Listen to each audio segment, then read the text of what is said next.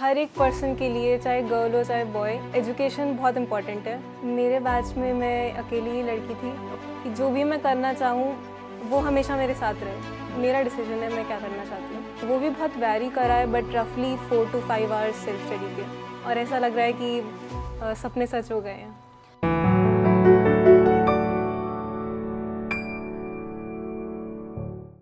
बड़े सपने हमेशा छोटे शहरों से ही निकलते हैं और जब इरादे मजबूत हो तो मैं कहूँगी रास्ता कितना भी कठिन क्यों ना हो आपको मंजिल मिल ही जाती है। हेलो नमस्कार, मैं हूँ आपके साथ ज्योति पुष्पेंद्र सिंह और आप सभी का एक बार फिर से स्वागत है हमारे अपने शो में जिसका नाम है टॉपर्स टॉक शो। और इसमें मैं लेकर आई हूँ आज हिसार की एक लड़की की कहानी जिसने हिसार से निकलकर कोटा और कोटा से फिर आईआईटी बॉम्बे तक का सफ़र तय कर लिया है। जी हाँ, मैं बिना देर किए वेलकम करती हूँ हमारी आज की गेस्ट का जिसका नाम है लरिशा। लरिशा, बहुत बहुत स्वागत है आपका। Thank you. लरिशा, कैसा लग रहा है इतनी बड़ी अचीवमेंट हासिल करने के बाद? जेई एडवांस में बहुत कम बार ऐसा मैंने देखा है कि लड़कियां नाम रोशन करते हैं, और जैसे कि आपके हरियाणा में कहते भी हैं कि हमारी छोरियां कोई छोरों से कम नहीं है। क्या कहोगे? मैं बहुत ज़्यादा खुश हूँ इस अचीवमेंट को लेकर, और यही मेरा ड्रीम था, और ऐसा लग रहा है कि सपने सच हो गए हैं। वाकई सपने सच हो गए, आपकी आंखों में भी दिखाई दे रहे हैं। अच्छा, कोटा आने का ये सफ़र कैसे तय किया, कैसे आपने डिसाइड किया? एलन के साथ आप कैसे जुड़े? एलन के साथ तो मैं नाइन्थ से ही जुड़ी हूँ। 9th और 10th मैंने जैसे हिसार से करी, एलन हिसार से। और पहले तो मेरा कुछ प्लान नहीं था, कि सोचा भी नहीं था कोटा आऊँगी कभी। बट फिर मैंने टैलेंट एक्स दिया 10th में। उसमें जो एसपीएस प्रोग्राम होता है कोटा में, उसमें सबसे पहले मैं आई कोटा अपने पेरेंट्स के साथ। तो यहाँ आकर देखा यहाँ का एनवायरनमेंट, और मतलब इंस्टेंटली हमें बहुत ही अच्छा लगा सब कुछ, और वहीं से हमारा मन बना कि कोटा ही पढ़ना है। ओके। अच्छा, इस पे आप क्या कहोगे? कोटा शहर जब आप आए, यहाँ का पढ़ाई वाला माहौल, हर तरफ बच्चे ही बच्चे नज़र आना, ये कितना मोटिवेट करता है? और जो सुना था एग्जैक्टली कोटा के बारे में कि शिक्षा की काशी है, कोचिंग सिटी है, वो लगा यहाँ आकर? जितना सुना था ऑनेस्टली उससे बेटर ही मिला यहाँ पर कोटा आकर। और जैसे अपने आसपास सारे बच्चों को देखते हैं तो एक मोटिवेशन मिलती है अंदर से कि मैं भी कुछ करूँगी, मैं भी उसी में हूँ, और मुझे भी पढ़ना है और कुछ अचीव करना है। डेफिनेटली। अच्छा, ललिशा, इस पे क्या कहोगे? क्योंकि हरियाणा में ना, मतलब मैं इन जनरल लोगों का थॉट बताती हूँ कि वहाँ पे हमने देखा है कि गर्ल्स के एजुकेशन पे इतना कोई ध्यान दिया नहीं जाता है। आप हिसार से हो, वहाँ क्या माहौल है और आप गर्ल्स के एजुकेशन पे क्या कहोगे? क्या विचार है आपका कि कितना ज़रूरी है, शिक्षा का महत्व क्या है? आई थिंक हर एक पर्सन के लिए, चाहे गर्ल हो चाहे बॉय, एजुकेशन बहुत इम्पॉर्टेंट है। और यहीं से आपकी पूरी लाइफ का फाउंडेशन बनता है। और थैंकफुली मेरे पेरेंट्स हमेशा से बहुत सपोर्टिव रहे हैं एजुकेशन को लेकर। वो हमेशा से चाहते थे मैं बहुत ज़्यादा पढ़ लिख कर आगे बढ़ूँ, तो उनकी सपोर्ट की वजह से ही सब कुछ पॉसिबल हुआ है। अच्छा, फैमिली बैकग्राउंड अगर थोड़ा मैं जानना चाहूँ, मम्मी पापा क्या करते हैं? आपके अलावा फैमिली में कौन कौन है? मैं अपने मम्मी पापा, मेरा बड़ा भाई है एक, और मैं अपने दादी जी के साथ रहती हूँ। ओके, पापा क्या करते हैं? पापा इंजीनियर हैं, हिसार में JSL कंपनी है, ठीक है। उसमें IT डिपार्टमेंट में इंजीनियर है। और मम्मा? मम्मा मैथ्स की टीचर है। अच्छा, यही एक मेन रीज़न है कि आपका जो रुझान था वो मैथ की तरफ ज़्यादा था, हाँ, या मतलब बचपन से कैसे इंटरेस्ट डेवलप हुआ? बचपन से ही जैसे हमारे घर पर बहुत सारी मैथ्स की बुक्स होती थी मम्मा की वजह से, तो उन्हीं को मैं एक्सप्लोर करती रहती थी, वहीं से मेरा इंटरेस्ट बन गया मैथ्स में। ओके। अच्छा, कितना हेल्प मिलता है? वैसे तो माँ ऑलरेडी एक गुरु होती है, लेकिन अगर वो एक्चुअल में बाय प्रोफेशन भी अगर टीचर हो तो वो कितना हेल्प करते हैं? हेल्प तो करता है, जैसे मम्मा मतलब गाइड कर देती थी कि मुझे क्या क्या पढ़ना चाहिए, या फिर क्या इंटरेस्टिंग टॉपिक्स हैं मेरे क्लास के अकॉर्डिंग, तो हेल्प तो मिलता है। अच्छा, कोटा आने के बाद कैसे सफ़र शुरू हुआ और क्लासरूम में कैसा माहौल होता था? क्लासरूम में मुझे क्लासेस अटेंड करना बहुत अच्छा लगता था। मतलब सुबह उठ के एक वो रहता था कि हाँ, मुझे क्लास में जाना है, और हमारी क्लासेस बहुत ही फ़न रहती थी, एक बिल्कुल स्ट्रेसफुल नहीं था, तो मुझे क्लासेस जाना अच्छा लगता था। अच्छा, कौन कौन है आपके फ्रेंड्स में, आपके क्लास में? अच्छा, एक चीज़ और पूछना चाहूँगी कि गर्ल्स ना बहुत कम होती है जो मैथ्स की तरफ, मतलब बजाय अगर मैं बताऊँ नीट में बहुत ज़्यादा गर्ल्स जाती हैं, लेकिन मैथ्स में हमें इतनी नज़र नहीं आती है कि उनका इंटरेस्ट हो कि मैथ्स मेरा फेवरेट सब्जेक्ट है, मैं जेई की तरफ जाऊँगी। आपकी क्लासरूम में कौन कौन आपके फ्रेंड्स हैं और कितनी गर्ल्स थे? मेरे बैच में मैं अकेली ही लड़की थी। ओके। लेकिन मतलब मुझे कभी अकेला महसूस नहीं हुआ। एक्चुअली मैं जब कोटा आई तब मैं अपने 2 दोस्तों के साथ आई थी, एक हम तीनों ने इकट्ठे ही डिसाइड किया था कि कोटा जाकर पढ़ना है। क्या क्या नाम है उनका? गारो और सक्षम। अच्छा, सक्षम से तो हम मिल चुके हैं। ओके। अच्छा, तो एक चीज़ और, ये कितना हेल्प करता है? मतलब एक अनजाने शहर में आप अपना सपना लेकर आए हो और हॉस्टल में आप रह रहे हो, लेकिन अगर आपका अपने शहर से कोई अगर फ्रेंड आया है तो वो हेल्प करता है? बिल्कुल, एक अनजाने शहर में कोई भी एक भी जाना पहचाना हाँ। चेहरा हो तो एक कंफर्ट मिलता है उधर। मोटिवेशन भी रहता है कि चलो कुछ भी प्रॉब्लम हुई तो मैं उससे बता दूँ। आपस में डिस्कशंस होता था क्लास में? हाँ, डिस्कशन होता था। एक क्लासेस के सिवाय भी हम लोग जैसे मिलते रहते थे मील्स के टाइम पर, तो Okay. उससे कभी लोनली फील नहीं हुआ। अच्छा, ललिशा, आपका पढ़ाई में इंटरेस्ट सबसे पहले कब आपको लगा कि बहुत ज़्यादा डेवलप हो रहा है? जैसे ज़रूरी नहीं कि हर बच्चे को पढ़ना बहुत पसंद हो, है ना? किसी का हो सकता है स्पोर्ट्स में ज़्यादा फोकस हो। तो आपको कब लगा कि मुझे जेई करना चाहिए या किसी टफ कंपटीशन की तरफ मुझे जाना चाहिए?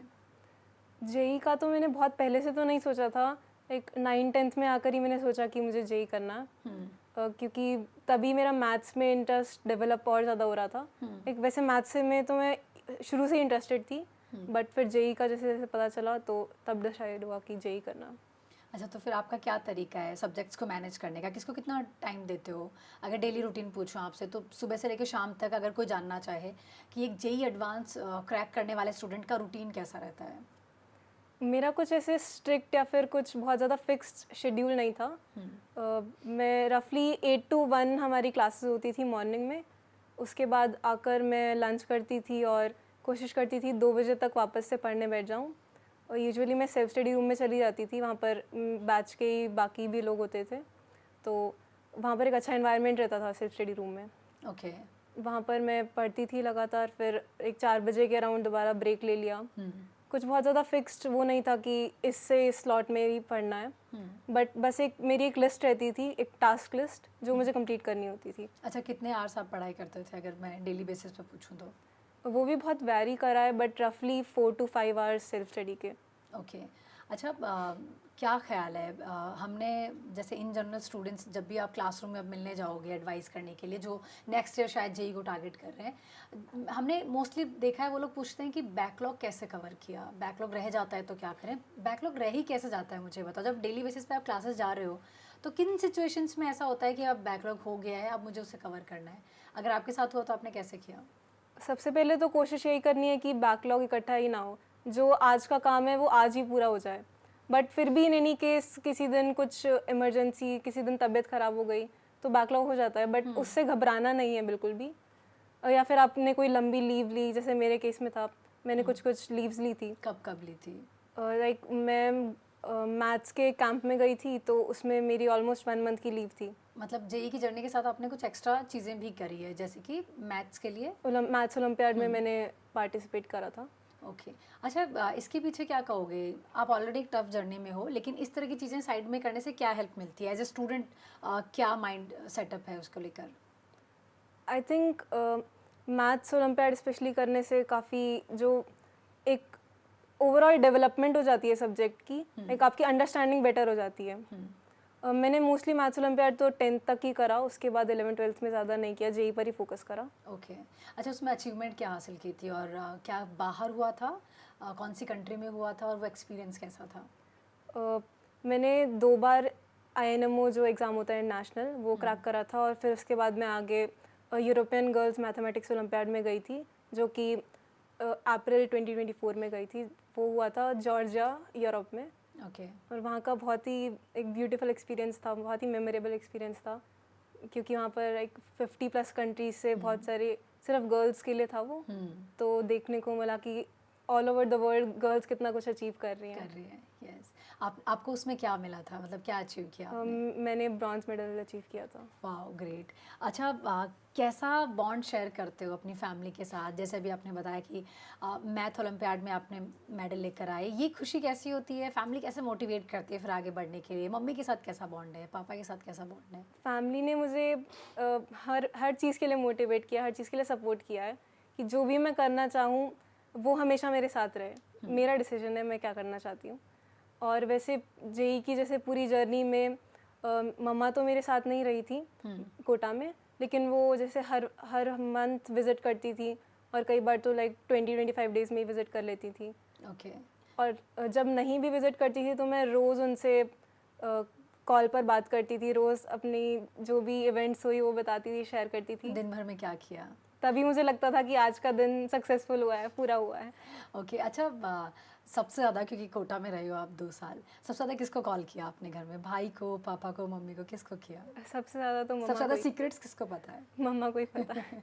ओके, अच्छा भाई के साथ कैसा बॉन्ड आप शेयर करते हो और वो फ़िलहाल क्या कर रहे हैं? मेरा भाई अभी बैंगलोर में जॉब कर रहा है, उसने भी बीटेक ही करा हुँ, और उससे भी मतलब मेरी कांटेक्ट में रहते थे, वो भी कॉल करते रहते थे। हमेशा जो कुछ भी हेल्प चाहिए हो तो हमेशा रेडी रहते थे वो, ओके। इवन दो इतना डिस्टेंस था फिर भी। हाँ, भाई-बहन में मैं कहूँगी फ्रेंडशिप वाला बॉन्ड होता है तो ज़्यादा बेटर रहता है, चीज़ें शेयर हो जाती है। अच्छा, अब अगर अगेन मैं पूछूँ आपकी जेईई की जर्नी के बारे में, कितने घंटे आपने पढ़ाई की ये तो हमने समझा, लेकिन डाउट्स का, लरिशा का क्या कॉन्सेप्ट है? लाइक डाउट्स आते हैं तो उन्हें कैसे सॉल्व करते हो? खुद से ट्राई करते हो पहले, या डायरेक्ट फैकल्टी को अप्रोच करते हो, या अपने ही पीयर ग्रुप में डिस्कस करते हो?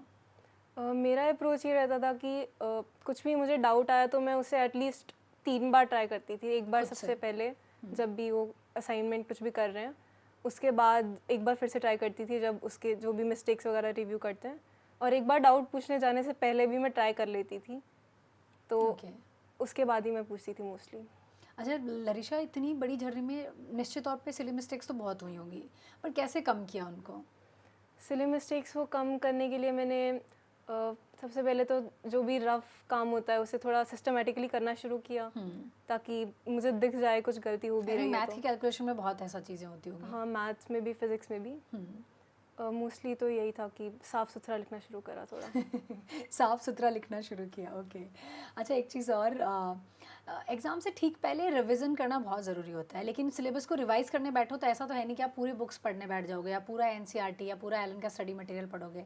तो आपका क्या तरीका था? मतलब जब भी एलन में भी मॉक टेस्ट होते थे तो उसकी प्रिपरेशन आप कैसे करते थे, रिवाइज कैसे करते थे? रिवीजन मोस्टली मुझे केमिस्ट्री में ज़्यादा ज़रूरत पड़ती थी रिवीजन की, तो कुछ चैप्टर्स के मैं शॉर्ट नोट्स बना के रखती थी पहले से जब भी पढ़ती थी, और कुछ में जैसे नोट्स में ही अंडरलाइन कर लिया जो भी मोस्ट इम्पॉर्टेंट पॉइंट्स है, फिर जो भी मुझे नहीं याद रहता तो वही पढ़ के जाती थी पहले।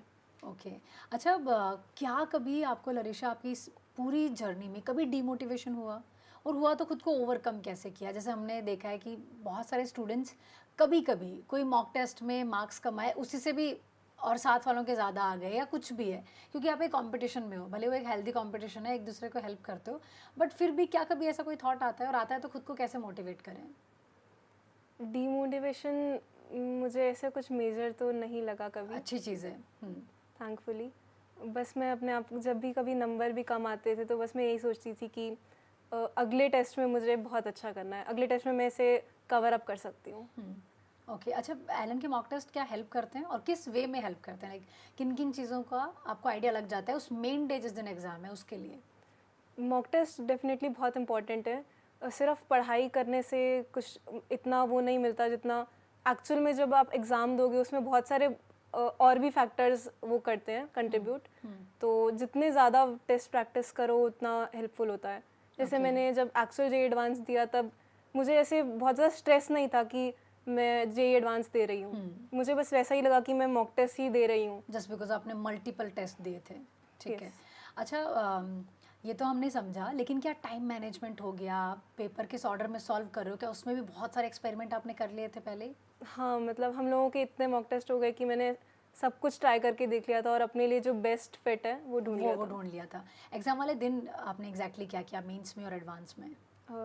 मतलब अटेम्प्ट करने के उसमें क्या स्ट्रैटेजी थी एग्ज़ाम से ठीक पहले कि यार मैं जेईई मेंस के एग्ज़ाम के लिए जा रही हूँ और ये एग्जैक्टली मेरी स्ट्रैटेजी रहने वाली है, क्योंकि नहीं पता होता ना, एग्ज़ाम हॉल में कुछ भी सिचुएशन हो सकती है, तो क्या काम डाउन रहूँगी, कैसे खुद को पेपर अगर मैं देख रही हूँ तो जिस ऑर्डर को सोच के आई हूँ उसी में करूँगी, या कोई पार्ट मुझे ईजी लगा पहले उसे कर लूँगी? एग्जैक्टली क्या हुआ? मैंने जैसे पहले से ही सोच रखा था कि मैं सबसे पहले केमिस्ट्री करूँगी, फिर फिज़िक्स करूँगी, फिर मैथ्स करूँगी, और एडवांस में वो क्या कहते हैं उसे, पेपर पैटर्न फिक्स नहीं होता जैसे, ओके। तो इस बार पहले आधे घंटे पहले डिस्प्ले कर देते हैं उसे, तो उस हिसाब से मैंने प्लानिंग करी कि मुझे सेक्शन भी कौन सा पहले करना है, ओके। जो सबसे स्कोरिंग है वो पहले करा, तो उसी के हिसाब से कौन सा किया था आपने? मैंने सबसे पहले न्यूमेरिकल सेक्शन किया था एडवांस में, क्योंकि उसमें नेगेटिव मार्किंग भी नहीं थी और मुझे ज़्यादा कॉन्फिडेंस रहता है न्यूमेरिकल में। ठीक है। ओके, तो एडवांस वाले दिन क्योंकि पूरे दिन पेपर होता है, एक तरह से देखा जाए तो 2 शिफ्ट में एग्ज़ाम हो रहा है, बीच में एक ब्रेक मिल रहा है, तो मेंटली प्रिपेयर होके गए थे कि लाइक फर्स्ट शिफ्ट में मैंने ये किया, उसके बाद मैं ब्रेक में ये करूँगी और सेकंड शिफ्ट में मैं ये करूँगी, क्या हुआ? सब कुछ पिछले दिन ही प्लान कर लिया था कि एग्जैक्ट क्या क्या करना है, क्योंकि उस दिन तो कुछ ज़्यादा सोचने का टाइम नहीं मिलता। तो सबसे पेपर वन देकर आई तो मैं काफ़ी कॉन्फिडेंट थी कि पेपर अच्छा वन गया थोड़ा था? अच्छा हुआ था, क्योंकि पेपर वन ईजियर साइड में भी था थोड़ा। ओके। उसके बाद बस मैंने रेस्ट करा, खाना खाया और इतने में टाइम हो गया वापस से पेपर टू का। अच्छा, तो जे एडवांस का एग्ज़ाम देने के बाद क्या काफ़ी कॉन्फिडेंट थे कि कुछ अच्छा ही मैं अचीव करने वाली हूँ, डेफिनेटली क्रैक कर लूँगी, रैंक ले आऊँगी, था ये कॉन्फिडेंस? कॉन्फिडेंस था, बट मैंने ज़्यादा सोचने की कोशिश नहीं की मतलब पेपर के बारे में। उसके बाद मैं एकदम रिलैक्स हो गई थी। ओके, तो ये तो हमें समझ में आया कि मैथ्स में बहुत इंटरेस्ट है, इसीलिए आप जे एडवांस क्रैक कर रही हैं, आईआईटी बॉम्बे जा रही है, लेकिन इसके अलावा क्या क्या शौक है? अगर हॉबी आपकी पूछूं, क्या पसंद है आपको? मुझे म्यूज़िक से बहुत लगाव है। Okay, great. मैंने गिटार बजाना सीखा खुद से ही और पियानो भी बजा लेती हूँ। और वैसे स्पोर्ट्स में बैडमिंटन खेलना बहुत अच्छा लगता है मुझे। इसके अलावा लिखने का शौक है आपको? थोड़ी बहुत पोइट्री लिख लेती हूँ कभी मन करता है तो। Okay, nice.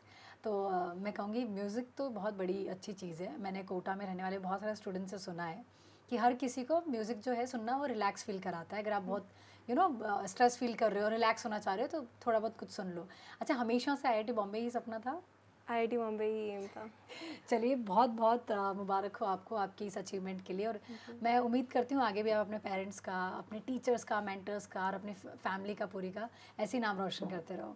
अच्छा, अंत में कुछ कहना चाहोगे? स्पेशली गर्ल्स को मैं कहूँगी जो कोटा आती हैं अपने सपने को लेकर, उन्हें आप क्या एडवाइस करना चाहोगे? सबसे पहले तो आप अपने आप में भरोसा रखिए, अपने आप में कॉन्फिडेंस होना चाहिए आप में कि जो आप चाहते हो वो आप अचीव कर सकते हो। और बस एक कंसिस्टेंटली मेहनत करते रहिए, कंसिस्टेंसी बहुत ज़रूरी है। तो लगातार किसी चीज़ के पीछे, किसी एम के पीछे आप लगे रहेंगी, तभी वो निश्चित तौर पे आपको सफलता दिलवाएगी। चलिए, बहुत बहुत शुक्रिया एक बार फिर से लरिशा हमारे साथ स्टूडियो में आने के लिए और अपनी जर्नी साझा करने के लिए। उम्मीद करती हूँ बहुत सारी लड़कियों को बहुत कुछ सीखने को मिलेगा। हरियाणा के हिसार से कोटा और कोटा से आईआईटी बॉम्बे तक का सफ़र लरिशा ने किया और वाकई अपने आप में एक बहुत बड़ी कहानी है। उम्मीद करते हैं किसी और टॉपर के साथ, किसी और अगले वीडियो में आपके साथ एक अच्छी कहानी के साथ आएंगे। तब तक के लिए इजाज़त दीजिए, नमस्कार।